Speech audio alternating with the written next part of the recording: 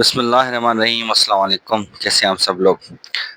आज हम बात करने जा रहे हैं माइटोसिस के हवाले से। हम देखें सेल डिवीजन की बात हो रही है, तो हम सेल डिवीजन की बात करेंगे तो आप याद रखिएगा कि माइटोसिस वो अमल है जो आपके पैदा होने से पहले शुरू हुआ था, जब आपका एक सेल दो सेल में कन्वर्ट हुआ, तब से लेकर जब तक आप जिंदा रहेंगे तब तक ये अमल चलता रहेगा। ठीक है जी। और मियोसिस जब आप एडल्सी को पहुंचते हैं तब शुरू होता है और एक ख़ास वक्त तक रहता है।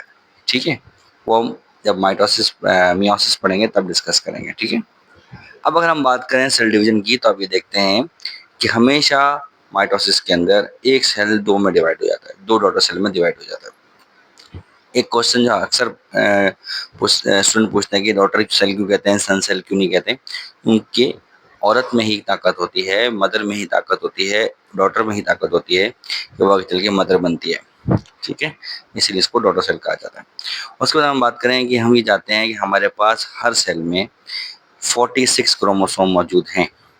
तो अगर हमें उसकी कॉपी बनानी है, अगर सेल को डिवाइड करना है, तो ऐसी बातें हमें क्या करना पड़ेगा, उसी सेल की अंदर जो क्रोमोसोम मौजूद हैं, 46 क्रोमोसोम मौजूद हैं, उनको अपनी कॉपी बनानी पड़ेगी। तो लास्ट वीडियोस में हम डिस्कस कर चुके हैं कि इंटरफेस के अंदर क्रोमोसोम क्या करते हैं, अपने जैसी एक कॉपी बनाते हैं, अपने डीएनए की कॉपी बनाते हैं। ठीक है, और उन दोनों को हम क्या कहते हैं, क्रोमेटिड्स कहते हैं। क्या कहते हैं, क्रोमेटिड्स कहते हैं। याद होगा आप लोगों को, हमने डिस्कस किया था। मैं आपको पीछे की तरफ लेके जाता हूँ थोड़ा। आप ये देखें, ये दिख रहा है, नजर आ रहा है आपको। ये देखें, क्या है, ये दोनों सिस्टर क्रोमेटिड्स दिख रहा है आपको। सिस्टर क्रोमेटिड्स हैं, ये दोनों क्या हैं, सिस्टर क्रोमेटिड्स हैं।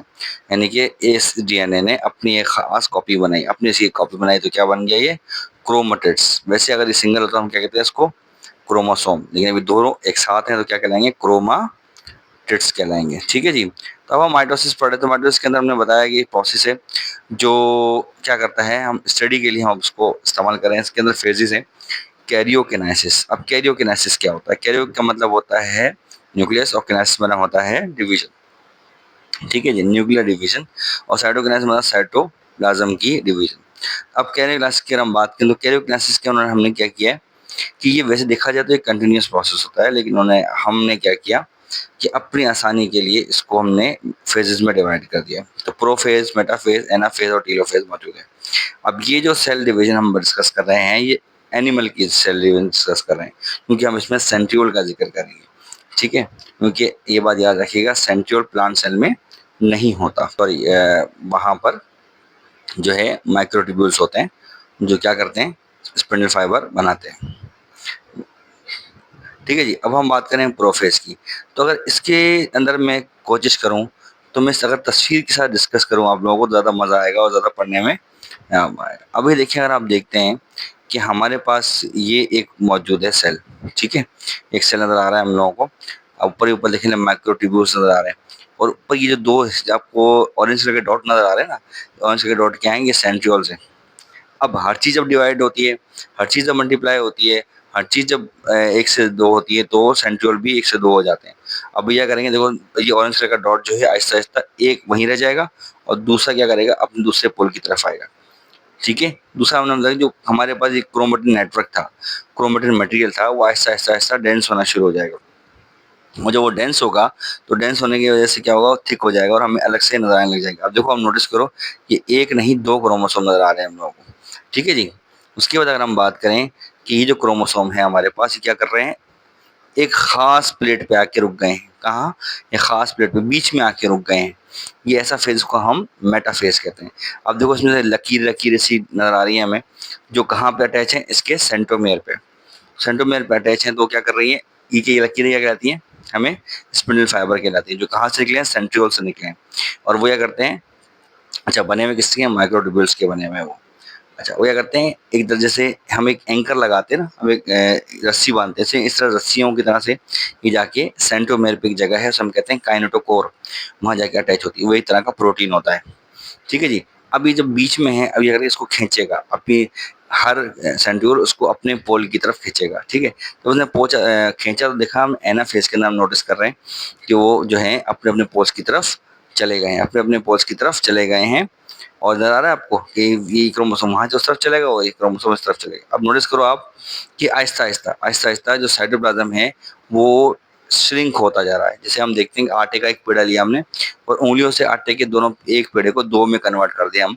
तो इस तरह से आपका जो सेल है वो टेलोफ़ेज़ के अंदर कटना शुरू होगा, न्यूक्लियर मेम्ब्रेन वापस आ जाएगी, जो शुरुआत में ख़त्म हो गई थी। और फिर दोबारा से आप नोटिस करें, जैसे ही वापस आई तो हमें 2 सेल मिल गए हैं, 2 सेल मिल गए हैं, ठीक है? इस तरह से होता है। अब हम इसको वापस वहाँ चलते हैं प्रोफ़ेज़ के अंदर, पढ़ते हैं थोड़ा। सही है, प्रोफ़ेज़ में बता रहा है कि भई ड्यूरिंग प्रोफ़ेज़ क्रोमैटिन मटीरियल जो है कंडेंस होता है, जो हमने देखा, and become visible as thick coil thread like structure called chromosome. उसको हम क्रोमोसोम कहते हैं, थ्रेड लाइक स्ट्रक्चर होता है। Each chromosome has early doubled, वो अपने आप को डबल कर चुका है, तो इसलिए हम उसको क्या कहेंगे, उन दोनों हिस्सों को हम कहेंगे क्रोमैटिड्स, उन दोनों हिस्सों को हम क्रोमैटिड्स कहेंगे। अब उसने बताया chromatids are attached to each other, एक ऐसी जगह होती है जो बीच का हिस्सा होता है, याद है मैंने आपको बताया था, वो क्या कहलाता है, सेंट्रोमियर कहलाता है। अब उसने बताया कि membrane gradually disappear, nuclear membrane आहिस्ता-आहिस्ता खत्म हो जाएगी, जो न्यूक्लियस के ऊपर होती है। ठीक है, इसलिए तो यूकेरियोटिक है ना भाई वो, क्योंकि न्यूक्लियर मेम्ब्रेन मौजूद है उसके अंदर।